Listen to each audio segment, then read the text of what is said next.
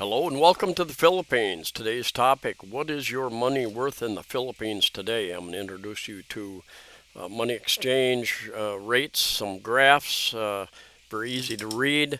You will be interested to know that the present exchange rate is quite good for many currencies. I'm going to show you many currencies around the world, several Western countries, Korea, and others.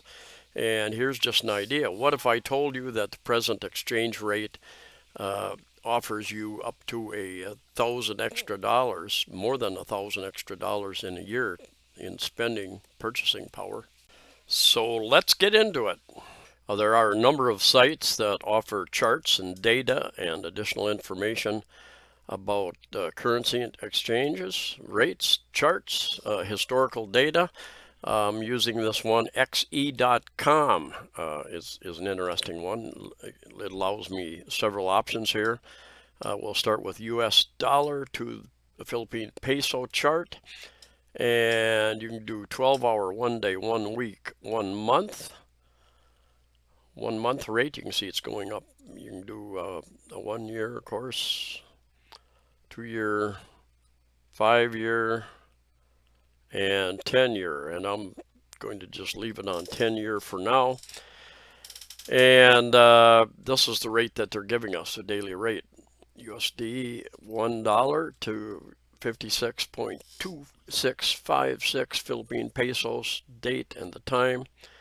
I can view a transfer quote. And because I'm logged in on my computer from the Philippines, it tells me, sorry, we can't send money from your country yet.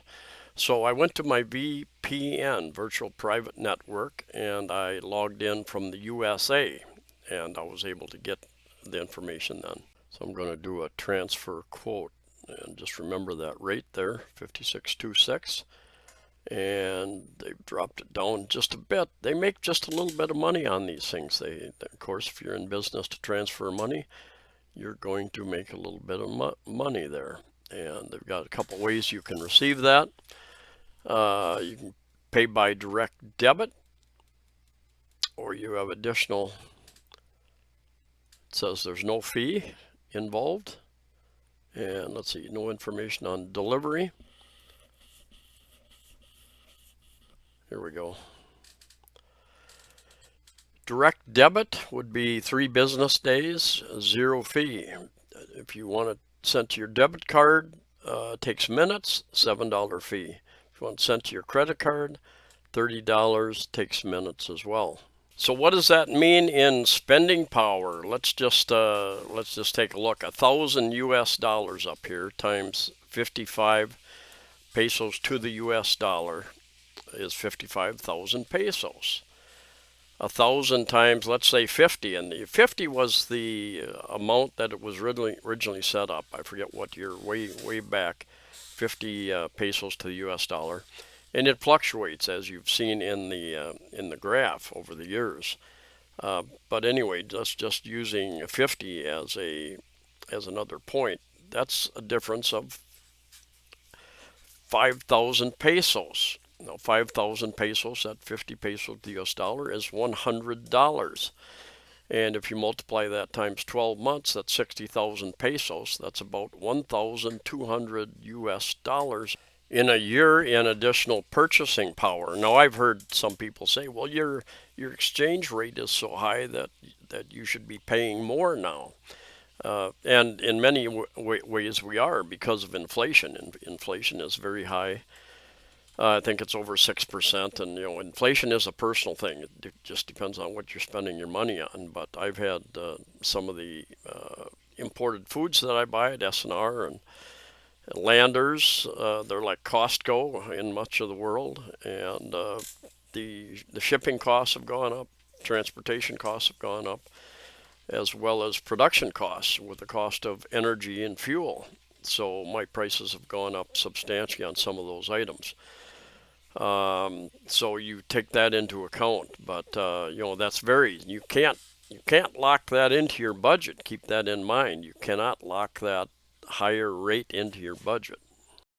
Although the Philippine peso is projected everything that I've read is projected to remain relatively weak for the coming weeks and perhaps months because of the economy, because of inflation, because of a number of other factors, interest rates, and other factors as well.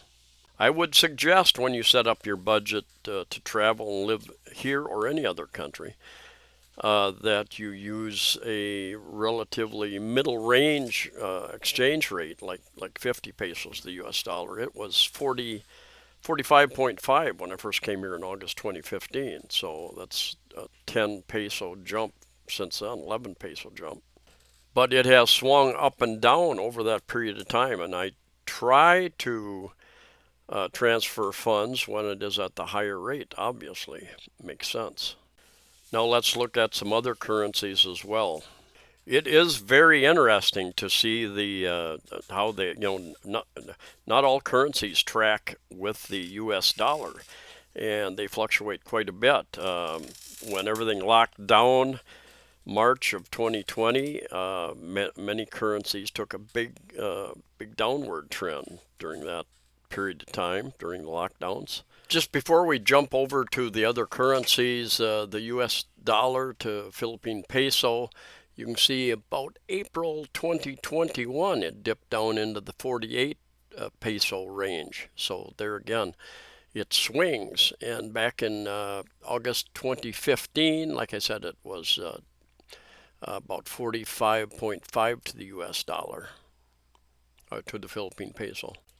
And let's just go down here, the euro, and see what's happening there. Okay, they had a high back in 2018, February 2018. That was interesting. Not sure what was happening there. British pound, likewise, this is 10-year graph, where it's at in relation to the past 10 years. The Canadian dollar, I've got several Canadians, and it's tracking similar to the US dollar. Australian dollar, interesting. Not sure what's going on there. You Australians might have a better idea just what's going on. New Zealand dollar, I've got friends down there in New Zealand. Hope to visit there one day. But some of these currencies, back about the time of lockdown, back in March 2020, the travel lockdowns, a lot of these currencies took a huge dip. Singapore dollar, there are quite a number of Filipino overseas workers who work there, so they will be interested to see this chart. And if you, I know some of you guys are probably even dating Filipinos that are working in various other countries. There's a lot of Filipinos working in Hong Kong as well, and this bodes well for those getting paid in the Hong Kong dollar. Let's go down here. Swedish, I know there's a number of Swedish folks here. Well, it's on a downward trend. Maybe our Swedish friends can give us a little bit of an idea what's going on there. Thai baht, I know a lot of people visit Thailand, and Thailand is opening up right now with virtually no restrictions. But I've got a number of friends who spend time in Thailand and time in the Philippines as well. They like both places. Chinese yuan, renminbi on an upward trend. Norwegian krone, bit of a downward trend. Here again, March 2020 took a big dip. Indonesian rupee had their highs back in, it looks like 2012. Taiwan dollar, there again, there's quite a number of Filipinos who work in Taiwan, so they'll be happy to see this chart. They're being paid in Taiwan new dollars. South Korean won, and South Koreans are still the #1 tourist sector here in the Philippines, so they are always interested in this exchange rate as well. And not sure now, back in 2020, had a bit of a dip there. and continued there for a while, leveled off a bit. What's going on with that? There's quite a number of Filipinos working in the Middle East, Saudi Arabia being one of those areas. So here is the real is on an upward trend. So if they're being paid in reals, they'll be happy to know that their spending power is increasing there. And bounced over here to Vietnam Dong. Very interesting. It's increasing rapidly as well at the present time. An ounce of gold. Some of you may be interested in this as well. And you can, I mean, they're just hundreds, I believe. And you can go down through here, even getting into Ethereum, Bitcoin Cash, Dogecoin, Polkadot coin, Ethereum, and all the Bitcoin type things down here. Now, when I first came to the Philippines for the first time in 2015, it was right about 45. There's July 45.67, something like that. I remember changing cash for about 45.5 right in that area. So that is over a 10 peso jump per dollar.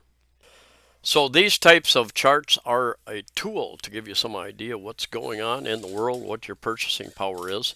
Take into account inflation, national inflation, as well as your personal inflation, your spending habits, and be realistic when you use a budget. Use a mid-range exchange rate. Don't use the top range and figure, oh, good, now I've got this much extra money, so I can go out and just spend to my heart's content. Be realistic. Pick a mid-range exchange rate when you figure that, or even a low exchange rate, just to be on the safe side, so you can live within your means. Very important. I've seen too many people come over here and run out of money, and then they're in a tough situation, trying to decide how they're gonna how they're gonna get back to the States, if they got to go back to work, what they have to do, sell belongings. Anyway, it gives you an idea. It's a tool and that will continue to vary over the months and years. So anyway, thanks for watching. Stay safe, stay healthy. Hopefully we can all travel very freely soon. See you next time.